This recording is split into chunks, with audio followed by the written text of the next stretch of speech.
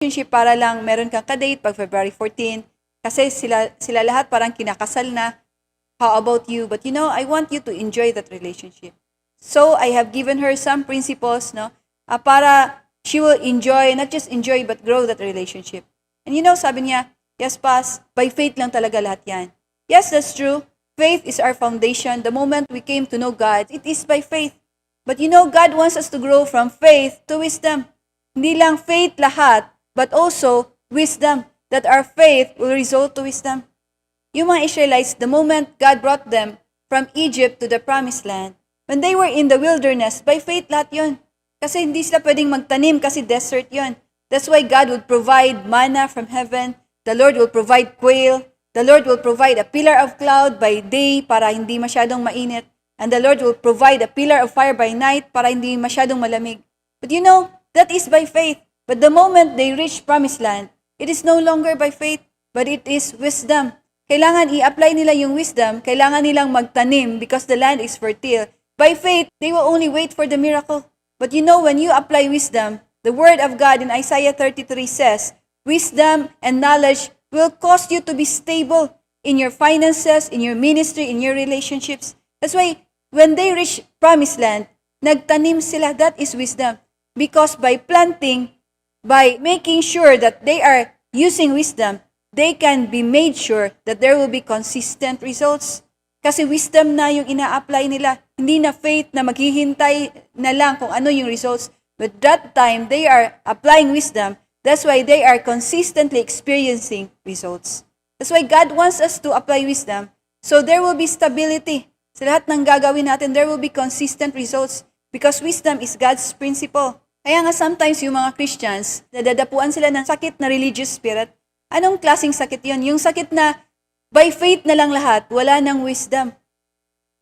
Yung si Lord na lang bahala. Kahit wala tayong kainin, si Lord na lang bahala. Kahit wala tayong encounter delegate, si Lord na lang bahala. You know what? It's time for us na we will apply the principle of God, and that is wisdom. So this is the illustration of wisdom or skills or knowledge. For example, you are a leader, and then yung mindset mo is 1,000. So walang problema sa mindset mo. Because your mindset is 1,000. So this is your mindset. But you want to produce 1,000. But the moment na in-apply mo yung mindset mo, yung faith mo, it is 1,000. Pero nakikita mo yung result is only 250. But 250 lang ang results when in fact, your mindset is 1,000. Because maybe your wisdom, your skills is only 250. Ito lang yung nalalaman mo, ito lang yung wisdom or knowledge or skills mo, 250. Para mag-match yung mindset, yung faith, at saka yung ability, we need to improve, we need to increase in wisdom. Because the moment we will develop ourselves, we will allow ourselves to grow in wisdom, I believe the results will not only be 250.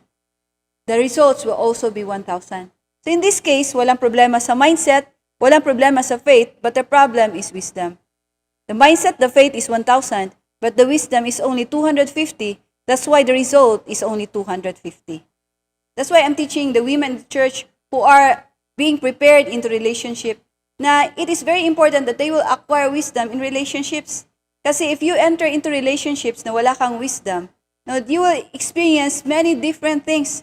But you know what? If you enter into relationships, whether relationships sa being a wife or sa leader mo, if you have that wisdom, then you will enjoy a supernatural life. For example, you are a woman and then pumasok ka sa isang relationship. And then the moment you enter into that relationship, you do not have the wisdom na akala mo, I will commit into that relationship so that the other person can complete yung mga kailangan ko sa buhay ko. He will make me happy. I will live a fairy tale life. But you know what? That person, he does not have the capacity na punuin yung lahat ng mga pagkukulang mo. Because he is not the source. Because all our fountains is in the Lord. Kaya sinasabi ko, make sure you enter into that relationship because meron kang maibibigay. You can make the other person better. Kasi para yung pagpasok mo sa relationship, you don't go into that relationship to take something. But you went into that relationship because meron kang maibibigay. You can contribute. Kasi if you enter into that relationship without wisdom, na akala mo yung mga nakikita mo sa movies or whatever, na yun yung standard ng relationship, what will happen is that magiging nagger ka. Palagi kang magnag kasi gusto mong punuin niya yung kulang, Gusto mong He will be an answer to all your problems. He will be an answer sa lahat ng mga gusto mong ma-feel, sa lahat ng mga need mo. And you know, that person, the other person, will always feel that he is not good enough because he cannot feel that void in your heart. Kasi si Lord lang talaga yung makakapuno. That's why it's very important na ikaw mismo, puno ka na kay Lord so that the moment you go into that relationship, you know that you can be a blessing to that person. You know that that person will grow. You know that that person will serve the Lord all the more. Kasi you understand. You have the wisdom the moment you enter in this relationship. The same with our leader-disciple. For example, you are a disciple, meron kang leader. The moment you connect to that leader, kahit nagsisimula ka pa, bago ka pa, but you know, you have the wisdom na, thank you Lord, I want to be a blessing to my leader. I will be a great armor bearer. Yes, I'm still learning, but I will support him. Thank you Lord that my leader is a blessing to me, but I'm also a blessing to his life. Why? Because you have wisdom in relationship. You know that in relationship, you will enjoy that supernatural relationship because you know that you have the heart to give. Not just to take, but to give. But you know, walang taong alam ko na nagbibigay na hindi naka-receive in return. Because that is God's principle, and Galatians 6:7, God cannot be mocked. Whatever a man sows, that he shall reap. That's why, kahit feeling mo ngayon, ikaw lang yung palaging nagbibigay, you know what? The word of God will never go wrong. You will reap. Amen? You will reap what you have sown. Kaya it's also very important that you have wisdom when you come into the ministry, no?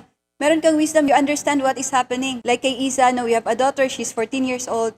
So last encounter, last February, I asked her, so Isa, kumusta? Ilan yung nadala mo sa encounter? Sabi niya, wala akong nadala. No, grabe, umiyak, no? And then I just laughed and I told her because she was able to bring 6 people in the encounter last December. And then I told her, that's why, you know, last December I told you na it's time na i-focus mo. Focus mo yung attention sa kanila, you build them up intentionally. And I said, we are happy that when it comes to winning, na-master mo na yung winning kasi palagi siyang lumalabas, no, nagsisell group and she can already gather many young people. But you know what I said? This is not only about winning. That is just one ladder. Kasi to win, consolidate, disciple, and send. So now, it's right time for you to understand consolidation. Na i-consolidate mo yung mga tao mo because you want to build them intentionally so that they will become cell leaders. It's not easy for one person to consolidate 6 people. But you know what? It's very easy for 3 people to consolidate 6 people. That's why you have to go down to them, no? Schedule ka ng PID sa kanila and you connect them, no? Connect them to Christ, connect them to the cell, to you, to the church. It is very important na ma-feel nila na nire-reach out mo sila. Not just para meron kang attendance sa Sunday, meron kang picture sa cell group, but you know, you want to build their lives. You want their lives to be changed. You want their lives to have impacts. Dati, no, yung mga leaders namin, pag pumupunta doon sa mga parents, pag sinasabing dalhin yung mga anak nila sa church, yung mga parents, no, at first, ayaw nila. But you know what? Dahil sa mga supernatural na nangyayari, kasi kilala nila tong mga leaders na to, mga kapitbahay nila, no, sinasabi nila, okay, dalhin mo yung anak mo. Kung gusto mo, meron pa akong ibang anak dito. Why? Because something is happening. They see the change of lives and they have seen how God has elevated the lives of these leaders. That's why I told her it's very important that you will become intentional, that you build their lives until